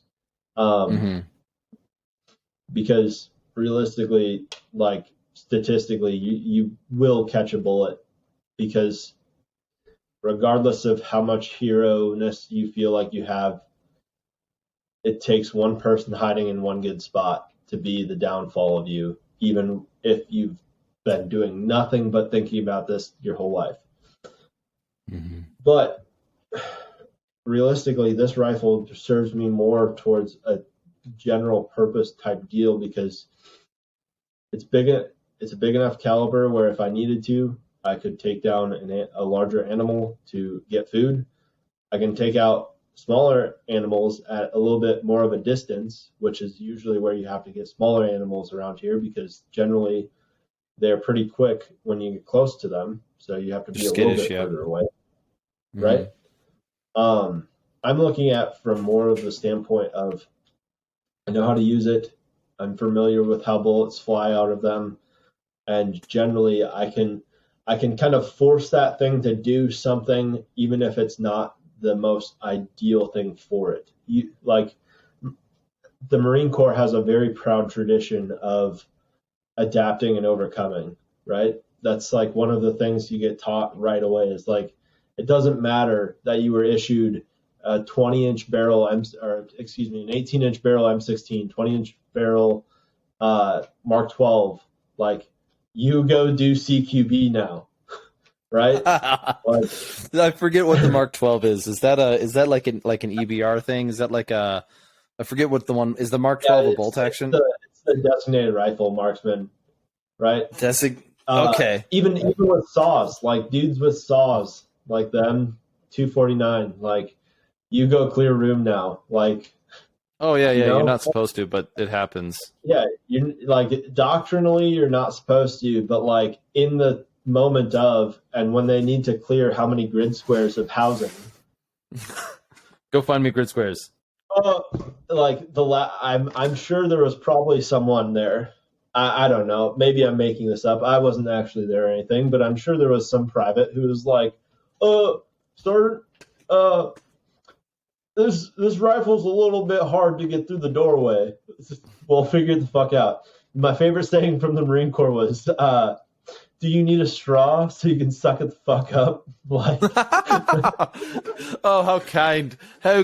This is good guy Underdahl. Like, oh, were you a kind spec 4 or were you a douche? E4 Mafia for life. I got out as an E5, so I'm a sophisticated NCO. I was not. I did not get out as an E5. I got out as a corporal. But the true paperwork answer is complicated. I just say because they wanted me to re-enlist, which is partially true. Yeah, no. It's like Marine Corps wise, I don't know. There's a whole different topic when it comes to that. In some ways, there's things that I did as a leader that I've carried on since, and then there's other things where I was like, yeah, probably the state of events and being a younger dude could have done those better. But I will say I am thankful for those opportunities, and that is something. This is not me doing a recruiting pitch at all, but that is something that I did get out of the military that I do not think there is nearly as much opportunity to obtain the experience of outside of it. Not often. Like, for example, I did 2 years of nuclear security. By the time I was 22, something like that. Yeah, 22. And I was standing a post that was a sergeant's position as a corporal, looking over 8 teams of nuclear security. That sounds really fucking cool. It's kind of boring, but like when you think about it from the outside and in retrospect, you tell that to someone who's never even been given a gun and told, like, be responsible. And it sounds like a much bigger undertaking. And it's something that I know pisses people off in some ways because, yeah, how are you supposed to get that experience elsewhere, right? And it's not me leveraging my experience to say that I'm better than you. It's just an experience that I have had. And I think that's one issue that we kind of touched on this a little bit before in the first one, but it's something that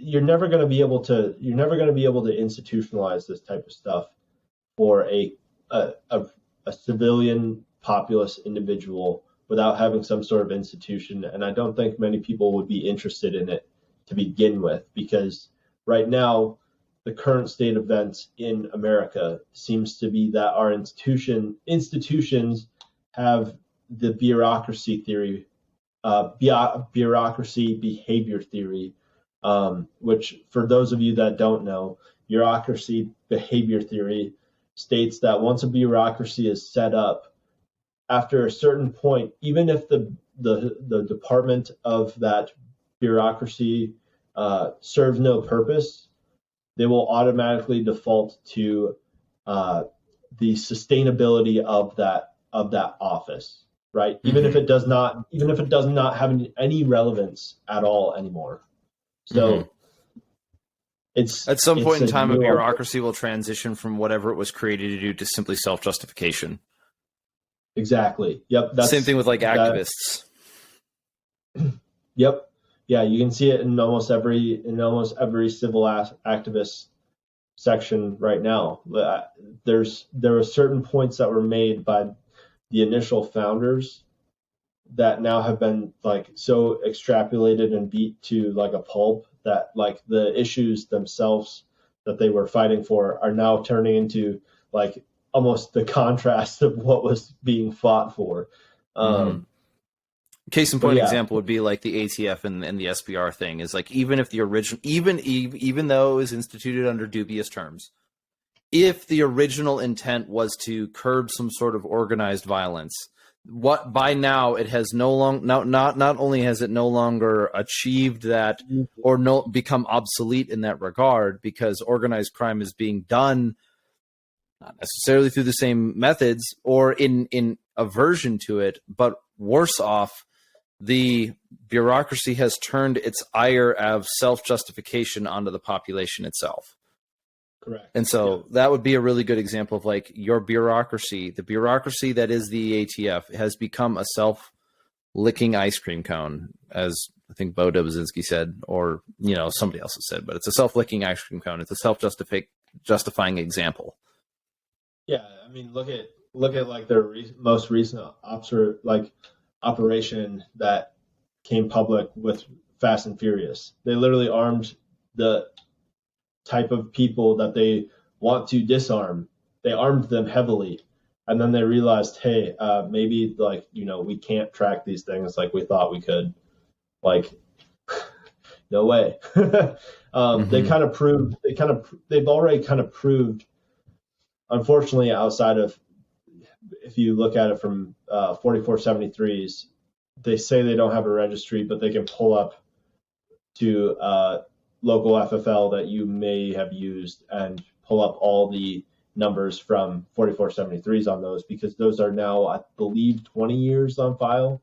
Or maybe they're never getting deleted anymore. I don't know. But well, half of them are digital. Now they're all digital anyways, so they're probably just getting, when the file gets too large for 1 year, they zip it and store it deep. Yeah, whatever.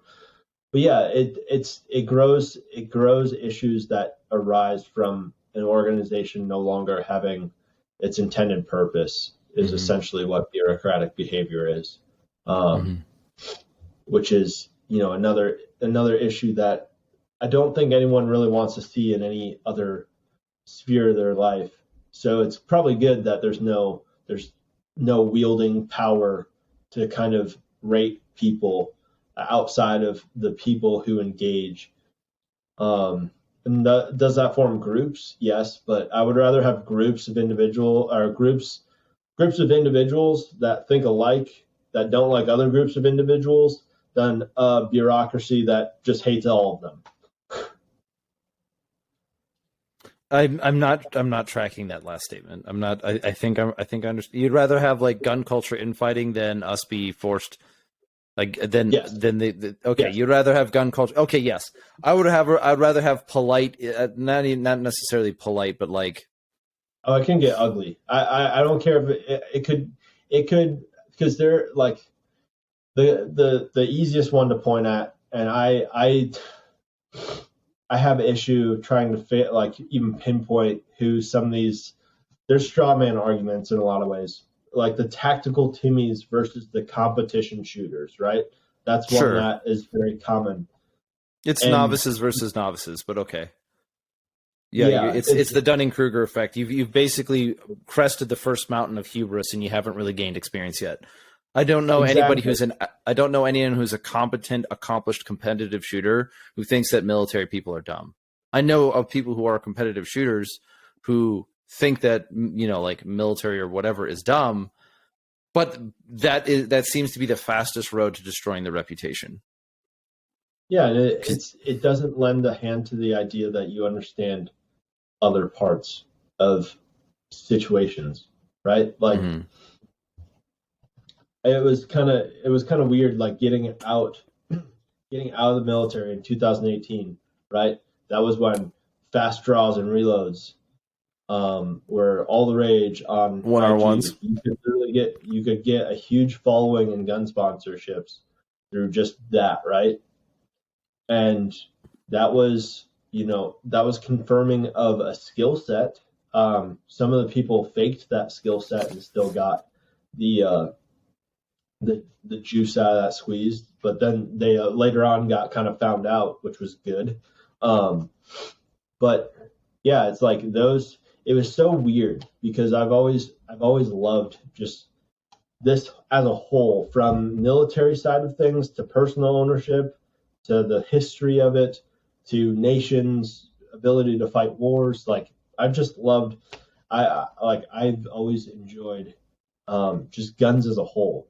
My original interest in guns was from guns of the past. World War II is a good example of when gun technology like legitimately just went off the charts. Like we saw things that in World War I, would have been like that would have like you think about the carnage that they were doing with bolt guns and water-cooled machine guns.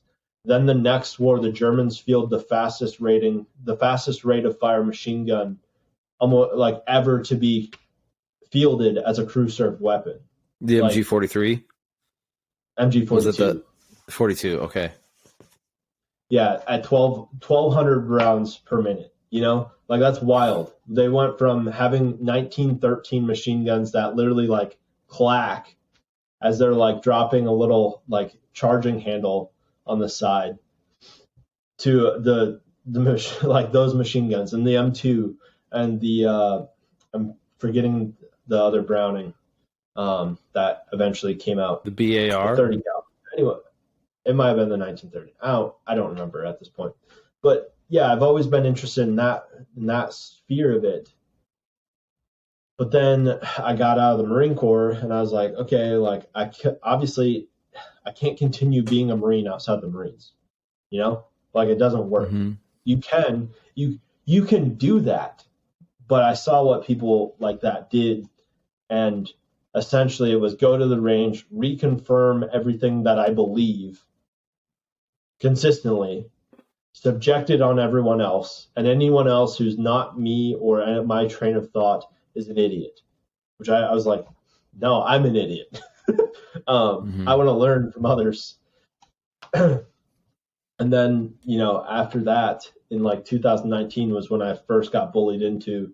I actually joke bullied, but I was kind of swindled into going to a competition when I worked at a range. My buddy was like pressing me, and at the time, the nights of competitions, I had a hockey league that I was playing in, and I had told him earlier in the week that my hockey league had ended, and the next competition rolls around, which was the same day that I normally had hockey. And he's like, "Hey, you got hockey tonight?" And I was like, "No." He's like, "Oh, cool. So you can come to the competition." I was like, "Shit, I don't have it out." You got. Yeah. But I went, and then I was like, "Okay, this is wild." You know, I've gotten. There's people here who are shooting. You know, are shooting just generic guns. They're shooting race guns, whatever. But they're shooting it at a level that I want to understand and know. I want to know how to go fast too, you know, because I saw the correlations between CQB aspects like pieing, right? Like competitive shooters they know the course, but they're still using angles to their advantage, just like you do in CQB. And I was like, okay, this is kind of cool. Obviously, there's nuance and contextual differences, but and I don't think you become a master of the other by doing one, right? That's not how that works. But I got to take something that I saw that I enjoyed from the Marine Corps and kind of usher it into a sustainable way of still maintaining myself in a manner that I saw relevant on both, if that makes sense. Relevance between both being an individual who now just is essentially just a concealed carrier at most, you know? I'm no longer an 311. Like, I don't have that support system. I don't have, guys that I can rally up at a given notice to go hit an objective or, be on the other side of the country or yada, yada, right? I'm essentially, I got the people around me. I have my friends, my family, and at a certain point, it's more of a self-preservation of the lethality than it is I want to be a hitter, you know? You want to be capable. And I think, we've talked about this in the past, maybe not you and I specifically, but there's a certain level of capacity that's necessary to be able to make moral evaluations. Like, an opposite version of this that we run into is it can be a little, we find it at least distasteful when somebody is making judgments on something that they don't have any skin in the game over, or they don't have any capability in. And the classic example of being like, it's hard to take somebody seriously about Battle Drill 1 Alpha if they can't physically do it because of problems, and then we make distinctions between, artificial disabilities versus self-inflicted wounds or there are some issues here. It's a little bit more complicated, but I think that there's a natural, like, how do I evaluate? There's a natural suspicion or a hesitancy to, maybe that's not even right. Like, there's a natural hesitancy to take somebody seriously on something that they have, by their own lack of effort, been able to do. It's a hard way of saying it. I really have to refine. No, I get what you mean. You watch guys who are physically incapable of doing an infantry movement criticize a certain aspect of it, and it's like the basket. It's like sports. I'm not a sports guy, but it's like me yelling at the football guy, but I couldn't throw a football. You know what I mean? Like, that would be a really good example. Like, I know the physics of I know I know how to throw a football, in the sense that I know that you have to hold it a certain way, that when you let go, you want to produce a spin, and you produce the spin by how your fingers do it. But I am trash at throwing footballs. Like, they are, you know. And but that's an example of, like, we also need to, like, that's an example that we see within gun culture, that when you see it, it's pretty ugly, of like, well, why are you, like, throwing a giant hissy fit about something that you can't even do? And then it turns into another conversation of, like, well, I can't do it because they haven't let me, or something. It's weird. However, where I'm going to kind of close on that is, I don't think that's the case anymore. Like, whether it's maybe we'll look back at, like, 2020 as the year where that died, but hopefully, well, I mean, it'll come back. It will come back. There was a statement made about gatekeeping, and I know that gatekeeping gets brought up pretty regularly, but, like, you know, the duality of gatekeeping is some people don't belong, and that's just the fact. Like, I think we got onto that a little bit. I think we got onto that because, if I remember right, gatekeeping is in the title of the first episode we talked about. And like, it's a touchy subject, and a lot of people get really they'll throw a lot of re's around. They'll get really upset if you say one thing or another. But at a certain point, like, there's certain levels that you need to be at in order to get certain information and have it pertinent to you and your abilities and capabilities. And it's not so much that there is people who are actively, like, trying to exclude people, for better or for worse, right? Mm-hmm. There's things that people need to be excluded from because they don't need to know. Sorry, it's just the way of life, you know? There are certain things that certain levels of individuals on a scale don't need to know. Again, compartmentalized information. Yeah. Yes. Like, and I think that's easy for us to rationalize because we've been in that. When you're the new guy to the unit, your team leader is not going to tell you everything the squad leader said. Your squad leader is not going to tell the team leaders everything the platoon commander and platoon sergeant said. And, you know, up the ladder, right? There's a certain point where you need to get the points across. Otherwise, nothing moves. And that's not necessarily everything about gatekeeping. I was talking to my buddy Nick yesterday. Like, if there's an advanced EMS person that, you know, is constantly doing the job day in, day out, and they don't want to try and teach me something, I'm not going to call them a gatekeeper.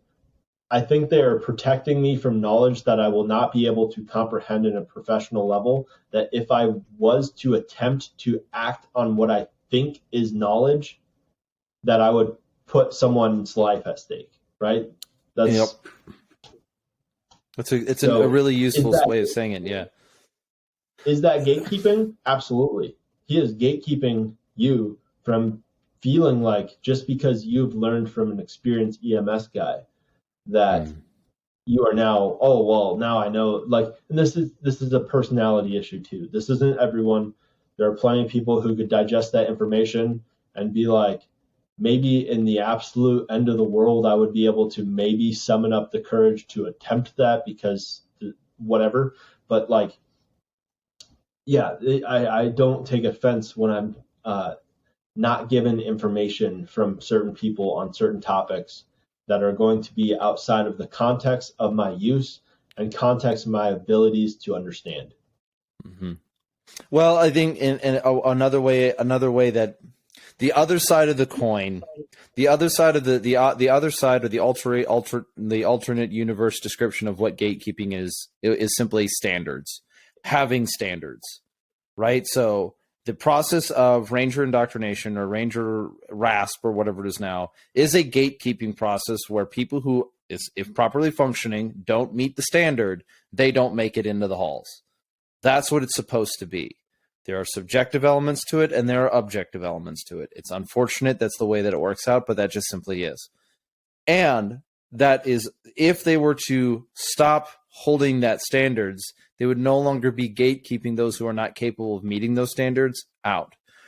Where we see that in culture that falls negatively is that when there becomes a metaphysical version of gatekeeping that distinguishes people of a certain background as being of a higher caste, that they hold greater sway, not greater sway, they hold like something, they hold not exclusion, because there's going to be necessarily exclusionary aspects of it, but they hold like the rights to entrance of the subject by their whatever, and so that would be an example. The challenge that I think that has always faced the issue with gatekeeping is that gatekeeping exists for a reason, and when somebody complains about gatekeeping and then thus is let into the environment, not let in, but and then enters the environment, very often they justify the existence of the gatekeeping to begin with. An example of it, this is a metaphor example would be, the standard for this, the participation is you must, the 10-foot tall club is you must be 10 feet tall to be in the 10-foot tall club. But we're going to let somebody in who's 9 feet tall. Why? Because, well, there's nothing really different between being 10 feet and 9 feet tall.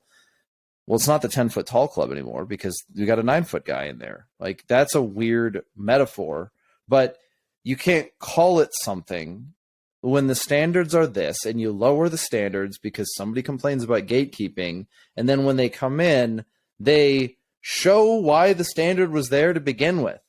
If the standard in Range Battalion is you have to run a 5 mile in less than 40 minutes because certain types of mission sets that we do involve certain amount of physicality and you can't, and then you can't perform when the necessary elements take place, then it justifies the existence of the standard, which you refer to as gatekeeping. The inverse side to this is when people artificially, essentially they gatekeep on things that are non-standards, which is sort of the subjectivity of it, which also has, like you have to be a part of the gang. To be a part of the gang, you can't be like a part of the gang, but also an individual of like, I only look out for myself, but I'm part of the gang anyway. Like my wife and I are watching Andor, you die. That's it. Just pew, you die. Like if it's all about you and you're part of the gang, yeah, you're not part of the gang anymore. Yeah. So, well, I agree with that because certain things in life you can't be a casual in order to be in, and like that doesn't denigrate. Again, I liked how you used the caste system. That doesn't make you a lower caste. It just doesn't make you part of the crew. Mm-hmm. But everyone wants to be part of the crew, dude. Exactly. Everyone wants to be a part of the crew, but only those who are willing to do essentially in that case, what the crew is willing to do and willing to set as the standard those are the only individuals who become part of the crew. But yeah, then sometimes the buy-in is certain high. Back to the gear part. Mm-hmm. Back to the gear part. They're no longer an individual. They're no longer individual focused in the aspect that being a part of that team, being a part of that unit, being a part of whatever, right? Mm-hmm. And let's bring it to friend groups. Everyone has friend groups. Mm-hmm. If you do not have standards for your friend groups, then you are at, like, whoever the lowest guy, if you have an alcoholic who, beats his wife or whatever, if you're hanging out with those types of people, that's, should you not start gatekeeping? Should you not start setting standards? Where's the cutoff, because it can go from tier 1 units to just general friend groups. If you're not having standards of something, then you are not having any, there's no reliability at all. Mm-hmm. And I hold my brother, and I think we learned this from, even Christianity, I hold my brother to standards because I love him. Exactly. I love him. And as soon as that, it's like, because I have been a part of the friend group where I'm not the one meeting the standard before. And it was my friends who basically called me into living up to the standard again, which I'm very thankful for. In all intents and purposes, they could have gate kept me out of their environment, if you want to call it that. But, the world is what it is. I'm very thankful for these things. And so, yeah, friend groups, and you want to talk about creating militias? We'll do that next time, right? How to create a militia. How to create a militia 101. Dear FBI, please let me know. I'm kidding. I want to know what. By that time, we might have a little notification about something else. Is your friend a domestic terrorist? 3 tips to tell if your friend's a domestic terrorist. Are they white? Are they Christian? Do they own a gun? The answer, according to Barbara F. Walter. Yeah, right. No, I mean, the sad truth is, I did read a book, How Civil Wars Start. I think it was that one. How Civil Wars Start by Barbara F. Walter, and her criteria for being if read with neither maximum nor minimum grace, her argument is all that is necessary to be considered, part of a violent militia is that you attend church and own a gun, because you own the means of violence and you are surrounded by peoples who you have community with, and it's like, thanks. But I mean, that's, like I'm saying, that's definitely not painting her in the best light, but she definitely sets herself up for that one. So be it. Yeah. So be it. On to reading terrible literature with the Redacted Culture Cast. We're not going to do that. That's like a Daily Wire skit where they're like reading really bad rap songs to classical music, and I'm not going to do that one, I think. So yeah, let's denigrate something beautiful with thanks.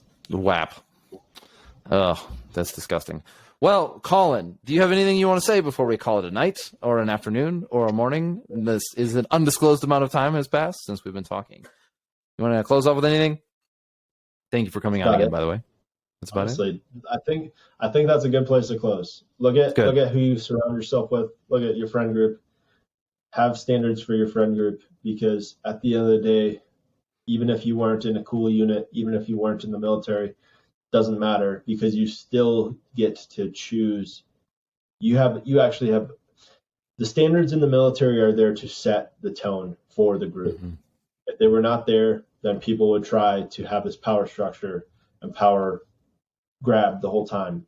But the cool thing about being an individual, and a cool thing about being a civilian, is you get to have say in how your power structure lays out in your life. You can have people that you look up to and that you follow. I have people that I follow, like they tell me something, I follow it. I may interject an idea to see if it may supplement that following, but I follow. There's people who I see equals, who I am. They're holding me accountable. They're making sure if I'm dropping below equal, they're like, hey, what the fuck are you doing, right? And then there's people that you have to talk, like, who may be looking up to you, and if you don't know if you don't quite understand understand where those signs are, look for them, because there is a lot of people who are looking for information off of others, whether they see you as equal, whether they see you as someone they follow. just like be aware, because you can. It's cooler. It's much cooler than this. You can help them out of bad situations that are not even remotely close to anything that we've talked about today. You can save them from self-destruction. You can save them from doing something fatally stupid, whether it's social or physical. Mm-hmm.